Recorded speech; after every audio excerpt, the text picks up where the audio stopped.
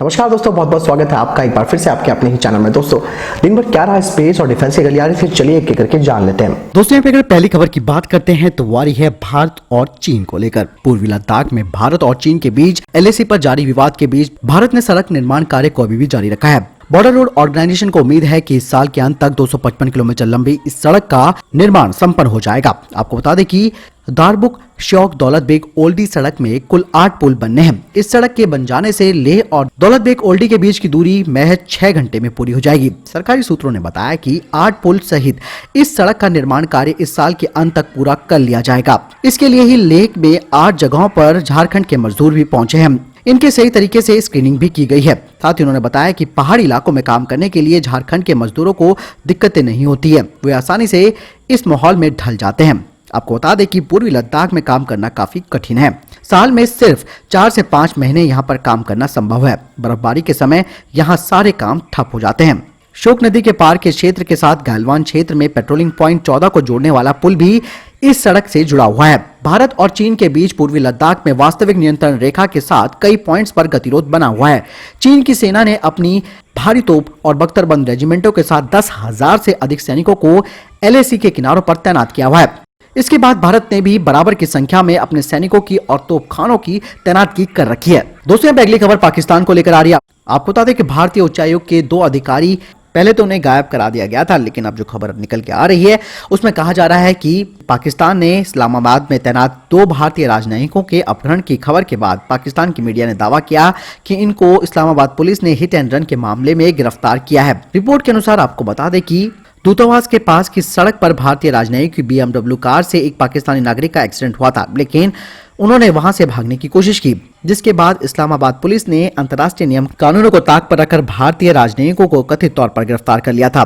बता दें कि डिप्लोमेटिक कानूनों के अनुसार कोई भी देश किसी दूसरे देश के राजनयिक को गिरफ्तार नहीं कर सकता है। दोस्तों, आपको बता दें कि साल 1961 में राजनयिक संबंधों को लेकर वियना संधि हुई थी। जैसे कि आप सभी को मालूम है, इस संधि के तहत राजनयिकों को विशेष अधिकार दिए गए हैं। आपको बता दें कि इस संधि के आर्टिकल 31 के मुताबिक मेजबान देश की पुलिस दूसरे देश के दूतावास में नहीं घुस सकती है, लेकिन मेजबान देश को उस दूतावास की सुरक्षा की जिम्मेदारी भी उठानी होगी। यानी कि यहाँ पर पाकिस्तान ने भारत के 2 अधिकारियों को, जो कि उच्चायोग के थे, उनको जानबूझकर गिरफ्तार किया और इसके बाद उन पर केस बनाना शुरू कर दिया। हालांकि भारत भी यहाँ पर इंटरनेशनल प्रेशर पाकिस्तान के ऊपर जरूर डालेगा। दोस्तों, यहाँ पे अगली खबर की बात करते हैं तो वारी है परमाणु जखीरे को लेकर। आपको बता दें कि भारत ने पिछले साल 10 हथियार जोड़कर अपने परमाणु शस्त्रागार को बढ़ाया है, लेकिन पास के चीन और पाकिस्तान की तुलना में भारत के पास कम हथियार है। स्वीडन के एक प्रमुख थिंक टैंक के द्वारा जारी रिपोर्ट में जानकारी सामने आई है, यानी कि Stockholm International Peace Research Institute यानी कि सिप्री ने अपनी रिपोर्ट में कहा है कि भारत और चीन दोनों ने 2019 में अपने परमाणु जखीरे में वृद्धि की है। चीन के शस्त्रागार में कुल 320 हथियार हैं, वहीं पाकिस्तान के पास 160 जबकि भारत के पास 150 हथियार हैं। रिपोर्ट में इस बात का जिक्र किया गया है कि चीन अपने परमाणु शस्त्रागार के महत्वपूर्ण आधुनिकीकरण के मध्य में है। आपको बता दें कि वो पहली बार अपने परमाणु शस्त्रागार को आधुनिक कर रहा है, जो भूमि एवं समुद्र आधारित मिसाइल और परमाणु मिसाइल ले जाने में सक्षम विमान से बना हुआ है। साथ ही इसमें कहा गया है कि भारत और पाकिस्तान अपने परमाणु बलों का आकार एवं अपने परमाणु बमों का आकार धीरे धीरे बढ़ा रहे हैं। रिपोर्ट के मुताबिक तैनात 1750 परमाणु हथियारों के साथ अमेरिका सबसे टॉप पर बना हुआ है, जिसके पास कुल हथियार 5800 हैं, जबकि 1570 तैनात हैं और कुल 6375 परमाणु हथियारों के साथ रूस दूसरे नंबर पर है और ब्रिटेन के पास कुल 215 हथियार है। रिपोर्ट में कहा गया है कि 2020 की शुरुआत में 9 परमाणु संपन्न देश, जिसमें अमेरिका, रूस, ब्रिटेन, फ्रांस, चीन, भारत, पाकिस्तान, इजराइल और उत्तर कोरिया के पास कुल मिलाकर 13,400 परमाणु हथियार थे। ये 2019 की शुरुआत में इन देशों के पास 13,865 परमाणु हथियार होने के सिप्री के अनुमान से कम है। यानी कि दोस्तों, परमाणु हथियारों का जखीरा धीरे धीरे भारत भी बढ़ा रहा है और पाकिस्तान तो ऑलरेडी कर ही रहा था और चीन भी। ऐसे में ये एक हम समझ सकते हैं कि ग्लोबली एक चिंता का विषय है। दोस्तों, यहाँ पे अगली खबर की बात करते हैं तो वारी है नेपाल को लेकर। नेपाल की करतूतें अब धीरे धीरे खुलने लगी है। सीमा सशस्त्र बल यानी कि SSB के अधिकारियों ने जानकारी दी है जो कि चौंकाने वाली है। उन्होंने बताया कि भारत नेपाल सीमा पर सरहदबंदी के 5 खंभे गायब हैं। SSB ने गृह मंत्रालय और उत्तर प्रदेश में लखीमपुर खीरी जिला के न्यायाधीश को इस बात की जानकारी भी दे दी है। इधर नेपाल ने सीमा पर 5 नई चौकियां बना ली है, जहां नेपाल की सशस्त्र पुलिस बल के सदस्य तैनात हैं।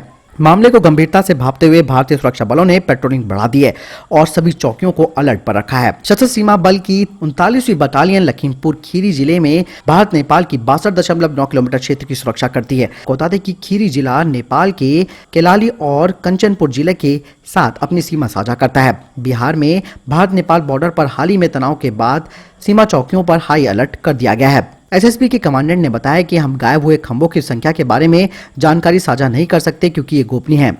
आपको बता दें कि नेपाली संसद के उच्च सदन ने देश के नए राजनीतिक नक्शे को पास करने के लिए संविधान संशोधन बिल पर चर्चा के प्रस्ताव को भी अनुमोदित कर दिया है और इन नक्शों में भारत के 3 क्षेत्रों को शामिल किया गया है। दोस्तों, अगली खबर की बात करते हैं तो रूस को लेकर आ रही है। आपको बता दें कि भारत की तीनों सेनाएं एक साथ रूस की परेड में नजर आएंगी। ये पहला मौका है जब तीनों सेनाएं मॉस्को के रेड स्क्वायर पर परेड करेंगी। ये घटना 24 जून को इतिहास में भी दर्ज होने वाली है। इससे पहले भारतीय थल सेना की टुकड़ी ने साल 2015 में भी परेड में भाग लिया था। परेड के लिए रूस ने प्रधानमंत्री नरेंद्र मोदी को भी न्योता भेजा है। ये साल नाजियों पर विजय के लिए 75वीं वर्षगांठ है और साथ ही इसे जर्मनी के आत्मसमर्पण के रूप में भी मनाया जाता है। दोस्तों, आपको बता दें कि इस परेड से चीन को झटका लग सकता है। भारत और चीन के बीच वर्तमान में सीमा विवाद को लेकर जो तनाव चल रहा है, जबकि चीन के साथ रूस के गहरे राजनीतिक और सैन्य संबंध भी है।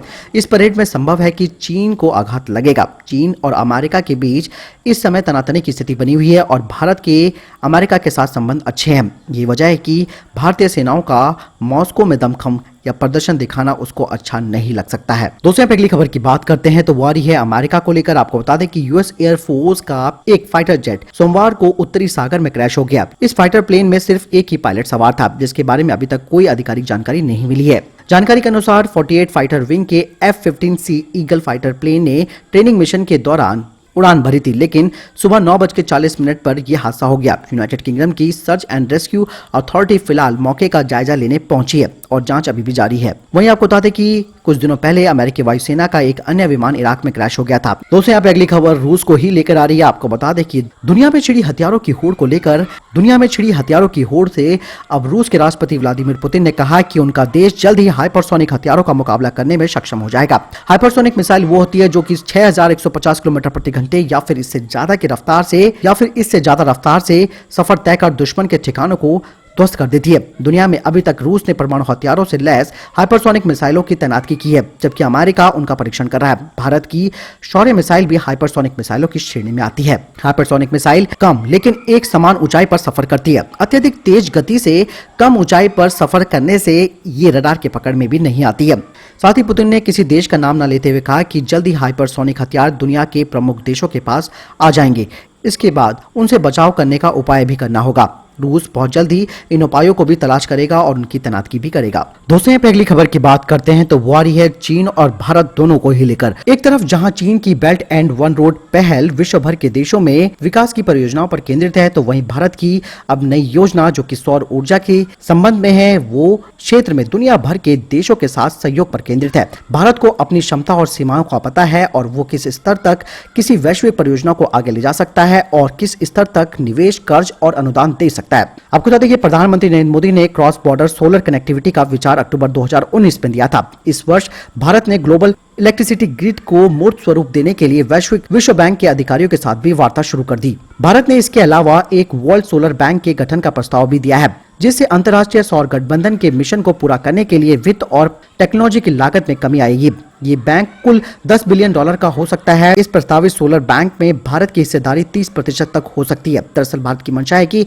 ऐसे बैंकों का मुख्यालय भारत में ही स्थित होना चाहिए, जिससे इस दिशा में उसे एक प्रभावी बढ़त मिल सके। दोस्तों, आपको बता दें कि यदि वर्ल्ड सोलर बैंक का मुख्यालय भारत में स्थापित होने में सफलता मिल जाती है तो भारत नवीनीकरण ऊर्जा के क्षेत्र में नए मानक स्थापित कर देगा और वो भी स्वतंत्र तरीके से। ब्रिक्स में न्यू डेवलपमेंट बैंक ने हाल ही में घोषणा की है कि उसके कोष का 50% या उससे भी अधिक नवीनीकरण ऊर्जा परियोजना में निवेश किया जाएगा। लेकिन इस संदर्भ में ब्रिक्स के सदस्यों जैसे चीन, रूस, ब्राजील और दक्षिण अफ्रीका की भी भूमिकाएं इस बैंक में निर्धारित हैं।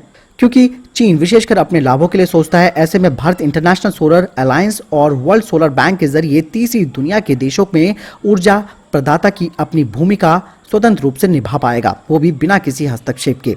इंटरनेशनल सोलर अलायंस ने 2030 तक सोलर ऊर्जा संसाधनों और प्रौद्योगिकी के विकास के लिए $1000 बिलियन के निवेश को आकर्षित करने का लक्ष्य तय किया है। इस दृष्टिकोण से वर्ल्ड सोलर बैंक के गठन में सफलता मिलना भारत के लिए लाभदायक होगा और इससे ग्लोबल इलेक्ट्रिसिटी ग्रिड की योजना में सहायता मिलेगी और इसीलिए ये विचार किया गया है कि इस बैंक से म्यांमार, थाईलैंड, कंबोडिया, लाओस और वियतनाम जैसे देशों को भारतीय उपमहाद्वीप से जोड़ा जाए और ऊर्जा सुरक्षा के मुद्दे को भारतीय राजनयिक को प्रभावी बनाने के उपकरण के रूप में भी देखा जा सके। ग्लोबल इलेक्ट्रिसिटी ग्रिड निर्माण की और इसका मुख्यालय भारत में अगर बनता है तो भारत काफी बड़ा यहाँ पर एक भूमिका निभा सकता है और खासकर की थर्ड वर्ल्ड कंट्रीज के लिए, और यहाँ पर चीन की बेल्ट एंड रोड इनिशिएटिव को एक धक्का भी लग सकता है क्योंकि भारत फिर कई देशों के लिए ऊर्जा का महत्वपूर्ण स्रोत भी बनकर उभरेगा। बाकी आपका क्या कहना है आप जरूर मुझे कमेंट सेक्शन में लिखकर बताएं। तो दोस्तों ये थे अभी तक की टॉप डिफेंस और स्पेस अपडेट्स।